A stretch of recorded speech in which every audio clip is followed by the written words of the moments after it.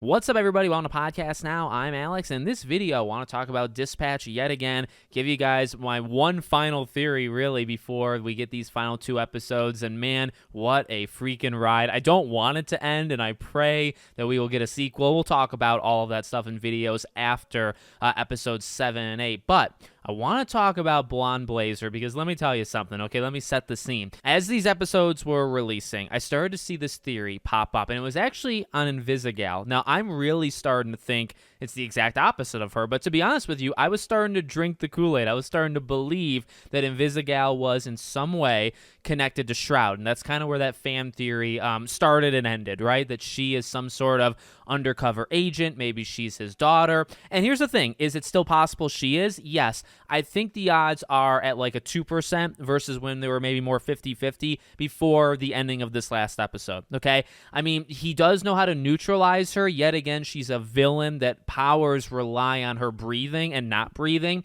And so the inhaler thing is pretty obvious. To neutralize it, you neutralize her, right? Doesn't take a genius. Shroud, from the limited time we've seen this character in the game, seems very, very powerful and pretty knowledgeable. So it wouldn't, I think just the fact that he knew to take her out that way doesn't mean that she's connected, in any way. But I still, is that possible? Yes, I think it's still somewhat possible. But I really think, okay, as these episodes have gone on, I really want to focus the attention to Blonde Blazer and why I think she actually could be kind of the secret villain of the entire game. Now, here's the deal. I want to kind of go back and forth because, I want to believe it. There's a few things stopping me from believing it, and I guess I would start out with that part. Let's just throw it out first. The main reason why I would say maybe there's nothing there is just the fact that she's kind of established. You think about her character, you think about how she was introduced, you think about how Robert thinks of her, especially the first time he, meets her, and she's well known. She is this entity, that's been around a while. She's a legitimate hero, maybe not just even in the town, just in the lore of this universe, she is well known. Okay, she's got connection, she's been around for a long time.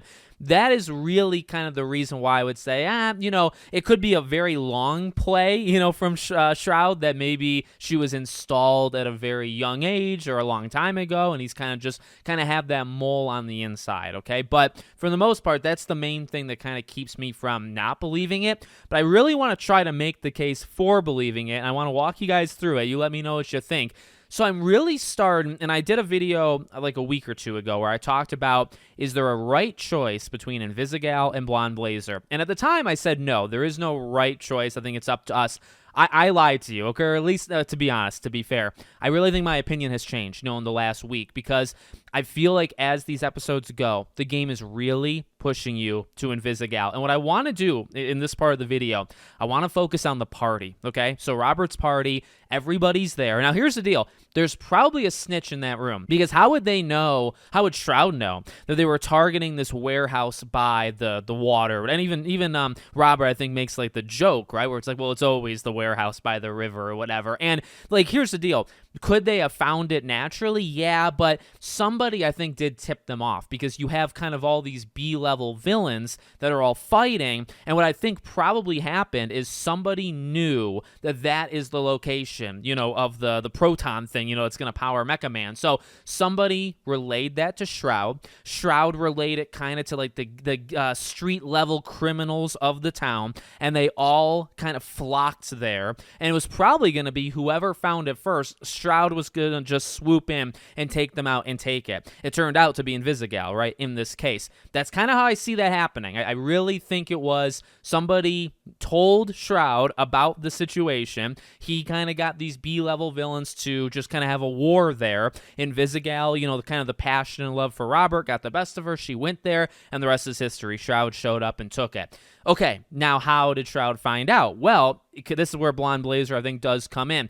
Again, going back to, is there a right choice between them? So, with the date, and I said this in that video a couple weeks ago, in that date, if you say no to Invisigal and yes to Blonde Blazer, Invisigal has a reaction, but Blonde Blazer does not. Okay, now that was a very early sign where it was all right, something is maybe they want you to pick Invisigal.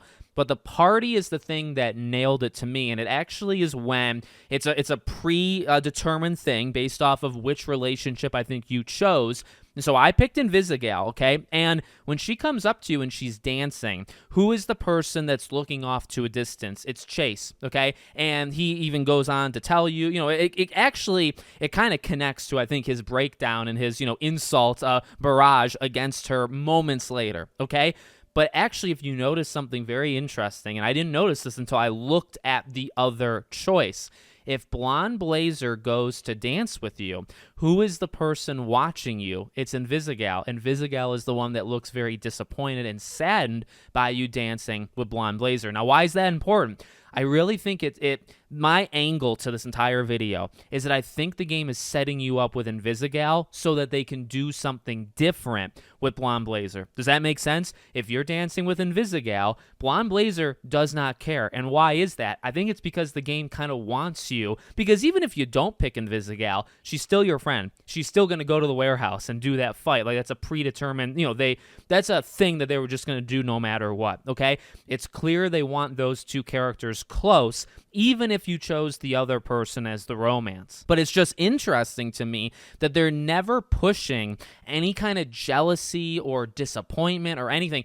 from Blonde Blazer. Anytime you pick Invisigal, nobody's disappointed with you, except that, Chase, but that's just, we've talked about that in past videos. There's just something deeper there and all that jazz. But if you pick Blonde Blazer, who is always there looking over you, it's still Invisigal because she does care. And I really just think that sets up the opportunity, and that's kind of how I'm looking at it. Like, they're not going to, I think, do anything crazy with Invisigal. I actually thought maybe she was a candidate to be, taken out at some point. I guess she could, but I really see this thing ending where those two, if you chose those two, they kind of get together. The thing is, if you chose Blonde Blazer, I think you're in for a rude awakening, because I'm starting to believe that there's more to her. She is out there giving you a second chance, right? Like, she's the one who promises you Mecha Man, and through that's how you kind of get that, the device that's going to power it, and that's so important to Shroud. If you think about it that way, I actually think it makes a lot of sense, right? Shroud could have said something like, all right, look, we know he's not going to give up. He's going to kind of want to come back. If you give him just the smallest sliver of belief, he'll get back in, he'll raise the Z team, and, they can maybe be plotting something with that as well. Maybe you could even go as deep as, when Blonde Blazer is the one that wants you to cut somebody, right? Maybe that was kind of a deep play, a secret play to kind of sow divide within the Z team. I don't know, I'm just kind of throwing out things, but I think specifically with that material, that's like the key to the entire thing.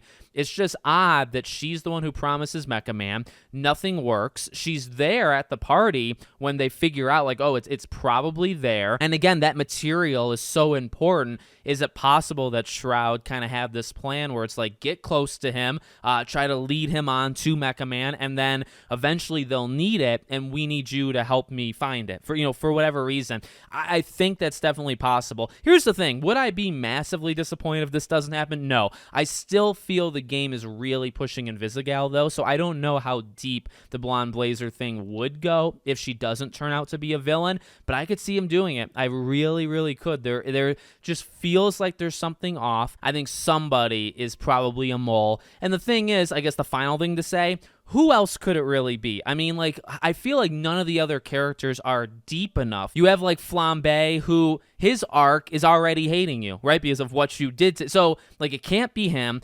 Jacksepticeye's character, I just don't think Jacksepticeye is enough of an actor I'm trying to, like, give reasons for each one, right? You can't make it be him because it's like you don't want to put that much on him to have to act through it, right? When, like, it's figured out that he's the snitch. I'm just trying to go character by character. Many of the girls are just not deep enough. Like, there's really only two, and it's Invisigal and it's Blonde Blazer, and I just don't see at this point how it could be Invisigal that did it. She's the one who, I mean, she did come up with a plan. I do understand the theory of like, well, maybe she was sent in for these reasons, but she kind of fell in love, right? But I mean, Blonde Blazer, you can kind of make the same argument for, especially if you go down that route of dating her and doing all that stuff. You could say the same thing where it's like maybe she kind of falls for Robert a little bit of respect, and maybe she doesn't want to do it anymore. But I'm starting to believe, I really, really am. I feel like there's a rat in that room. I feel like it can only be so many characters. I feel like the game pushing you towards Invisigal